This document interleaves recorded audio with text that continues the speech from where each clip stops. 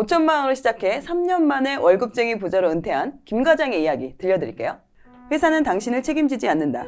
김 과장, 인사부 직원이 찾으면 회의 중이라고 해줘. 나보다 9년 먼저 입사했던 선배가 다급한 목소리로 부탁했다. 그는 인사부 직원을 피하고 있었다. 본인의 차례라고 직감한 것이다.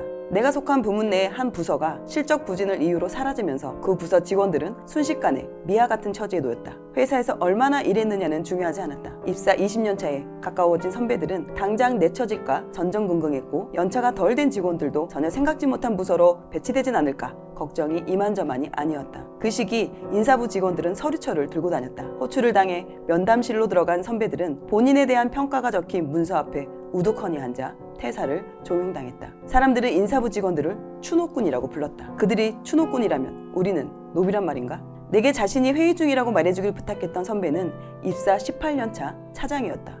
그때 내가 9년 차였으니 내가 신입사원 시절 선배가 당시에 딱 나와 같은 위치였다. 선배는 결국 부서가 공중분해되는 고비를 넘기지 못하고 회사를 떠났다. 그는 이제 겨우 초등학교 6학년이 된 쌍둥이들의 아버지였는데, 직장인들이라면 누구나 한 번쯤은 생각을 하게 하는, 위기의식을 느끼게 되는 그런 순간이었던 그런 멘트들인 것 같은데요. 네, 오늘 저희가 함께할 추천도서는 이 책입니다. 네, 이 책은요, 월급쟁이 부자로 은퇴하라, 2019년에 출간이 되었고요. 자, 그리고 이게 또 잘 팔려가지고 2022년에 10만 부 기념 증보판이 이렇게 나와 있습니다. 그래도 꾸준하게 사랑을 받고 있는 스테디셀러로 계속해서 자리하고 있는, 정말 꾸준하게 사랑받는 좋은 책이죠. 누군지는 아시겠죠? 이 책의 저자. 오늘 그 저자는 나오지 않았지만 맞아요. 저자가 나오지 않았죠, 지금. 네, 너나이님, 여러분 많이 알고 계시는 너와 나를 위하여의 너나이님이신데요. 너나이님을 옆에서 지켜본 사람으로서 더 좋은 이야기를 많이 해줄 수 있다라는 판단하에 지금 코크님, 그리고 자음과모음님, 그리고 저가 나와가지고 이렇게 말씀을 드리게 되었습니다. 그래서 책에 담지 못했던 내용들까지 전부 다 말씀을 드릴 수 있도록 하겠습니다. 처음 이제 투자를 배울 때부터, 그때부터 지켜봤던 사람으로서 너나이님의 실체에 대해서도 네, 저희 오늘 이제 너나이님 빼고 저희끼리 이렇게 만나서 이야기를 나누려고 하고요. 평범한 직장인이 왜 투자를 해야 하고, 어떤 방법과 목표를 가지고 부동산 투자에 접근해야 되고 실행을 해야 되는지 다 담았기 때문에 이 책을 활용을 한다면 큰 도움이 될 수 있을 거라는 생각이 들어서 이 책을 선정하게 되었습니다. 제가 이 책에서 저의 마음을 가장 심쿵하게 했던 문구가 뭐냐면, 회사는 당신을 책임지지 않는다는 거예요. 그러니까 이 문구를 탁 이 책에서 읽었을 때 뭐지? 그러니까 이렇게 사회 초년생이 되면은 월급을 받는 그 단맛에 빠지거든요. 그래서 내가 이 사회에 뭔가 쓰임을 하면서 내가 내 스스로 월급을 받고 있구나 라는 거를 깨닫게 되는데, 그래서 내가 회사를 안 다니고 또는 회사에 월급이 들어오지 않는 상황에 대해서 상상조차를 안 해본단 말이에요. 근데 5년 또는 6년 동안 이제 일을 해나가면서 매번 저희가 이제 5년차, 6년차들끼리 이제 밥을 먹고 나서 이제 커피 타임 같은 거를 가지면, 그 커피 타임 가질 때 사람들이, 동료들이 다 그런 얘기를 하는 거예요. 야, 너 회사 만약에 회사가 망하거나 나중에 우리가 회사 안 다니게 되면 너 어떻게 할 거야? 어떤 계획이 있어? 라고 이제 서로 얘기를 하면은 난 계획 없지. 뭐 어떻게 해야 될지 사실 몰라. 계획 없으니까 일단 오늘 해야 될 거 열심히 하자라고 하면서 항상 그렇게 마무리가 되는 거예요. 그래서 그런 불안감들이 우리 마음속 안에 있는데 그거를 어떻게 해결해야 될지 우왕좌왕하고 있던 찰나에 이 책을 제가 만나게 됐고, 이 책에서 회사는 당신을 책임져 주지 않으니까 너 어떻게 할래? 라고 약간 도전적으로 저한테 어떻게 할 거야? 네 남은 인생을 어떻게 할 거야? 라는 거에 대해서 저한테 딱 직면하게 했던 책이었거든요. 그래서 이 책이 어떻게 보면 제목 자체가 월급쟁이 부자로 은퇴하는 거예요. 그러니까 이게 앞뒤가 안 맞거든요. 그러니까 왜냐하면 월급쟁이가 어떻게 부자가 되지? 라는 거를 제가 처음에 이 책 제목을 봤었을 때는 상상이 안 가는 거예요. 월급쟁인데 어떻게 부자가 되지? 라는 생각을 했었는데, 이 책에서 너나이님, 그땐 전 너나이님을 지금 모르는 상태였으니까, 저자로 만났던 거였으니까 제가 이 책을 처음부터 끝까지 정독을 하고 나서 3번을 더 읽었거든요. 그러면서 느꼈던 게 뭐냐면은 이 책은 이 평범했던 이 김 과장이라는 사람이 되게 그 현장에서 땀방울들을 정말 정직하게 흘린 땀방울들이 이 안에 활자로 담겨져 있구나.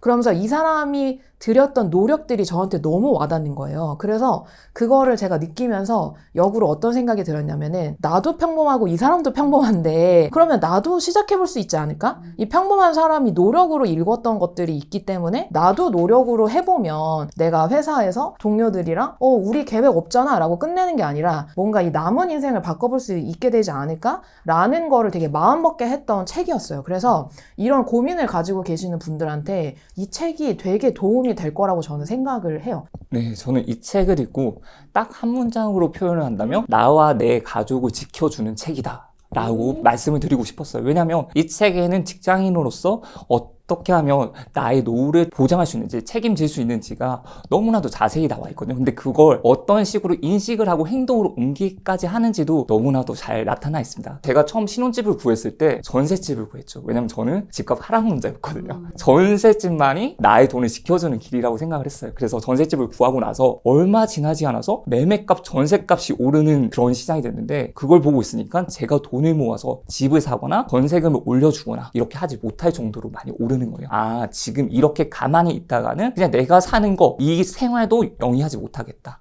그런 생각이 들어서 재테크를 시작해야 되겠다고 마음을 먹었고 그 이후에 월부원을 보면서 그때의 마음을 한 번 더 깨닫게 됐었던 계기가 됐었던 것 같습니다. 또 눈에 와닿았던 건 회사는 책임지지 않는다고 자모님 그게 확 와닿았다고 했잖아요. 저는 더 와닿았던 게 앞에 당신마저 관심 없는 당신의 노후. 이거는 또 너무 저한테 와닿았거든요. 왜냐면 그러니까 실제로 저희가 투자를 시작하고 경제적 자유를 이룰 거야, 부자가 될 거야, 이게 우선이 아니었거든요. 좋아하는 사람들과 이야기 나누고 아이 잘 키우고 또 맛있는 거 먹고 외식도 하고 이런 거를 직장을 다니지 않을 때도 과연 할 수 있을까? 이거에 대한 좀 더 니즈가 훨씬 컸던 것 같아요. 이런 위기감 누구나 다 느꼈잖아요. 이걸 잘 모르니까 외면을 하거나 미래의 나에게 밀어버려요. 어떻게든 되겠지 이러면서 그냥 문제를 다시 또 치워버리는 경우가 있었는데 바꾸기 위해서 어떤 노력을 할지를 계획을 세우고 행동으로 옮기는 거, 이게 가장 중요한 것 같아요. 책에 나오면 또 이런 글귀가 있습니다. 직장인을 위한 자본주의는 없다. 받아들이기 쉽지 않았지만 돈 걱정 없이 살려면 월급만으로는 부족하다는 사실을 인정했다. 처자식을 둔 사람으로서 내가 어찌할 수 없는 것에는 신경을 끄고 내 힘으로 바꿀 수 있는 부분에 집중했다. 나 같은 평범한 직장인이 노후에 대한 불안에서 벗어나거나 부자가 되려면 어떻게 해야 하는지 생각해 보았다. 너나이님 같은 경우는 그걸 행동으로 옮기고 그 과정을 다 담았기 때문에 하나씩 따라해 보는 것만으로도 이미 행동이 시작이 되는 거거든요. 근데 진짜 오늘 이 방송을 보시는 분들은 지금 아마 화면에 띄워져 있을 텐데 이 체크리스트를 꼭 해보셔야 돼요. 내 상황에 대해서 얼마만큼 알고 있는지를 꼭 체크를 해보시고 그 다음에 지금부터는 내가 어떻게 해야 될지에 대해서 생각을 해보는 시간을 가지시는 게 좋아요. 하나씩 한번 해볼까요? 그때 처음 읽었을 때 그때의 기억을 떠올려서 처음 책을 읽는다 생각하고 하면 좋을 것 같은데요. 첫 번째, 나는 나의 현재 소득과 지출 내역을 명확하게 파악하고 있다. 그랬나요? 투자 시작하기 전에. 저는 현재 소득이랑 지출 내역을 명확하게 파악하고 있는 부분에서 소득이 얼마가 들어오는지도 몰랐고요, 사실은. 그러니까 월급 찍히는 것도 관심이 없었어요. 그냥 내가 일하면 월급이 들어오겠지. 왜냐하면 그거조차 너무 미천하니까. 그러니까 내가 이걸 확인을 해서 뭔가 내가 월급을 너무 많이 받으면 그거에서 뿌듯함을 느낄 텐데 그게 아니라 그냥 월급은 약간 통장을 스쳐 지나가는 거라고 생각을 했기 때문에 그냥 그 스쳐 지나가는 금액이 얼마인 건지도 확인을 안 하는 거예요. 그리고 항상 월급보다 제가 지출하는 것들이 많았기 때문에 신용카드로 돌려가면서 제가 이 지출을 했었거든요. 1번부터 아니다가 체크가 됐던 거예요. 그래서 나는 이거조차 내가 명확하게 파악을 하고 있지 못했네? 라는 거를 깨달았고 근데 진짜 재밌는 거는 2번, 3번, 8번까지 계속 아닌 거예요. 그러니까 8번까지 계속 아니니까 그 뒤는 당연히 아니죠. 왜냐면 계획이 아예 없으니까. 그래서 나는 내 노후에 대해서 무계획에다가 내가 내 스스로가 지금 어떤 상황인 건지도 알고 있지 못하는구나 라는 거를 이 체크리스트를 통해서 깨닫게 됐는데 근데 이 체크리스트 할 때 제가 이 마음 먹게 됐던 계기가 있거든요. 그러니까 뭐냐면 이 체크리스트 할 때 아니다에 체크를 하다 보면은 막 뭔가 감정이 올라온단 말이에요. 나 왜 이렇게 살았지?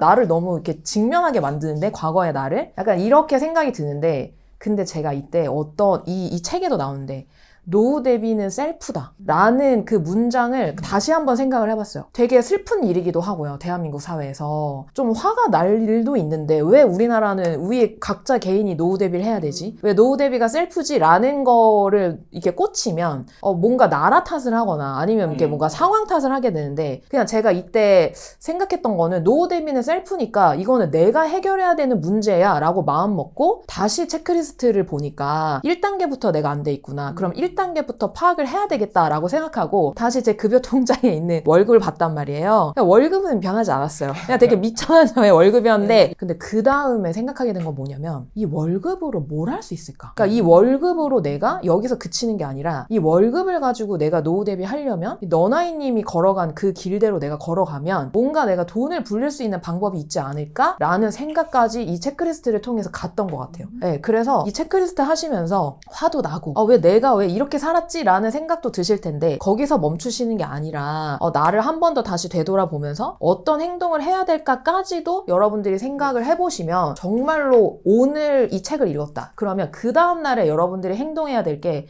바로 나오게 되실 거예요. 지금 이 부분이 너무나도 중요한 게, 많은 사람들이 책을 읽을 때 전공서적 읽듯이 읽는 거예요. 좋은 책이라고 하는 거는 그렇게 읽는 게 아니라 내가 꼭 행동으로 옮길 수 있는 부분을 뽑아 읽어야 되는 거거든요. 그래서 행동으로 옮길 수 있는 부분들이 한두 가지가 아니에요. 근데 그걸 한 번에 다 하려고 하면 겁을 먹게 되거든요. 그런데 여기 나와 있는 질문 자체가 피하고 싶은 질문이에요. 저 역시도 너무나도 피하고 싶은 질문이었고, 1번부터 아니다, 2번도 아니다, 3번도 아니다, 전부 다 아니야예요. 그러니까 이걸 봤을 때 나는 분명히 좀 경제적으로 알고 있다고 생각을 했었고, 회사를 다니면서 돈도 벌고 돈도 조금은 모으고 있다고 생각을 했는데, 생각을 해보니 그거 모으고 있는 게 아니에요. 그냥 쓰고 남은 돈이 있다는 것 뿐이지 제가 돈을 모으고 있고 얼마만큼 계획적으로 소비를 하고 이런 부분들은 전혀 없었던 거였거든요. 처음에는 아마 나인도 아니요라는 말이 많았을 겁니다. 근데 지금은 뒤쪽에서는 체크되는 게 더 많다라고 이야기를 했듯이 그 과정들을 보는 거예요. 취업을 하고 나면 추후에 결혼도 하게 될 거고, 결혼을 하고 자녀가 생길 수도 있겠죠. 어쩔 수 없이 은퇴를 해야 되는 경우도 생길 수가 있죠. 아플 수도 있어요. 그랬을 때 내가 들어가는 돈을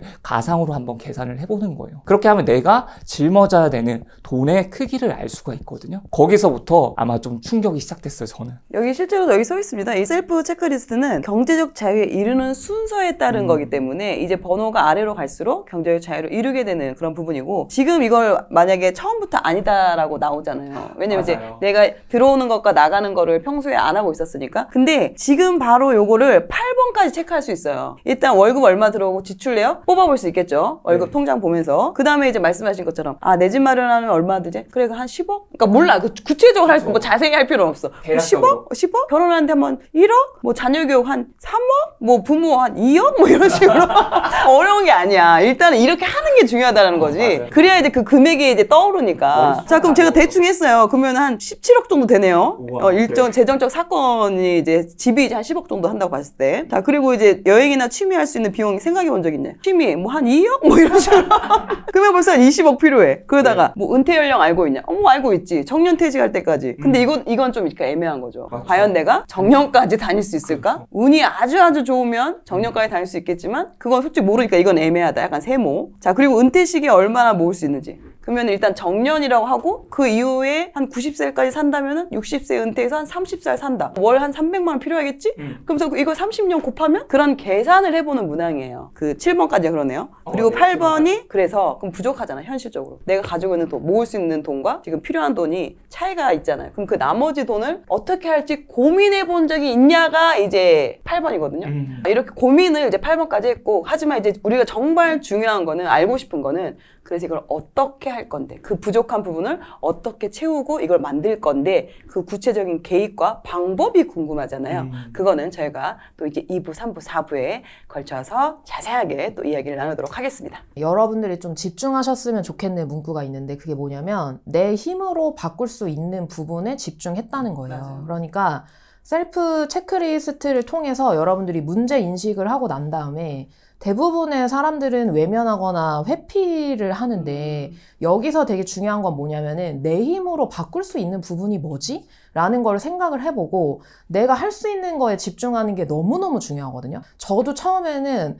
어쩌면 여러분들보다 더 정말로 끈기도 없고 정말 꾸준함도 없고 진짜 월급 얼마 들어오는지도 모르는 그런 사람에서 시작을 해서 제가 부동산 투자하면서 여기까지 올 수 있었던 이유 중에 하나가 내가 직면한 그 문제에 대해서 아, 내가 이걸 진짜 해결해야 될까? 할까 말까 고민할 때 항상 저는 이 책을 읽고 난 다음에 진짜 거짓말 안 하고 한다에다가 항상 제 행동을 뒀거든요. 그래서 행동으로 그 해나가면서 제가 변화된 것들이 되게 많아요. 근데 대부분의 사람들은 할까 말까 하면서 그 이유를 찾고 명분을 찾고 막 내가 어떻게 해야 되지 막 그 각이 나와야만 행동을 하려고 하거든요. 근데 어떨 때는 내가 할 수 있는 거에 집중하면서 해나가면서 내가 변화하는 것들이 정말로 저는 되게 제 인생을 바꿔나가는데 성공해 나가는데 되게 유의미했었던 것 같아요. 그래서 여러분들이 이 너나이라는 이 평범한 사람이 행동을 통해서 내 힘으로 뭔가 해나가는 데 집중해서 여기까지 왔다라고 한다면 여러분들도 사실은 할 수 있는 거거든요. 그래서 여러분들이 할까 말까 고민할 때 하셨으면 좋겠고